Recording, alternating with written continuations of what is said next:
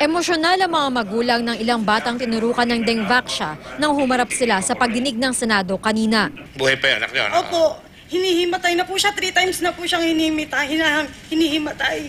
Natatakot lang po ako kasi baka yung case ng anak niya mangyari po sa anak ko. Sige po. Hindi pa kumpirmado kung may kinalaman ba sa Dengvaxia ang naranasan ng mga naturang bata. Bumuo na ang Department of Health ng panel of experts mula sa UP Philippine General Hospital na mag-iimbestiga sa pagkamatay ng ilang batang nabakunahan ng Dengvaxia.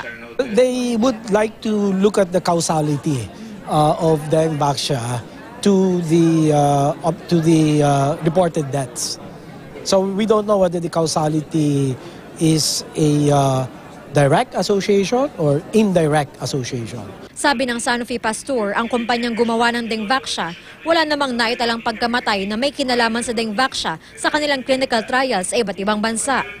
Pero handa raw silang saluhin ang gastusin ng mga nagkasakit na mapapatunayang dulot ng bakuna.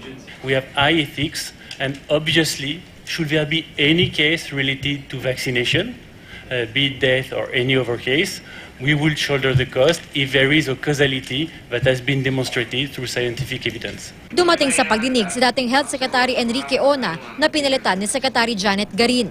Sabi ni Ona, kung siya pa ang Health Secretary noon, hindi niya ipapatupad ang dengue immunization program gamit ang halos 1 milyong estudyante. The red flag or the yellow flag was very clear already.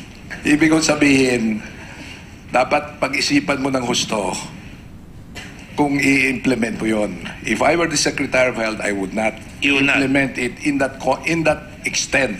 Nanindigan pa rin si Garin. We did our decision based on the documents, the data available at the time. We did it because dengue was a problem. Itinanggi rin ni Ona ang sinabi ni dating Pangulong Noynoy Aquino sa Senado na magkasama sila sa Beijing na makipagpulong sa Sanofi. Patuloy namin kinukunan ng pahayag si Aquino. Jam si Sante, Nakatutok, 24 Oras.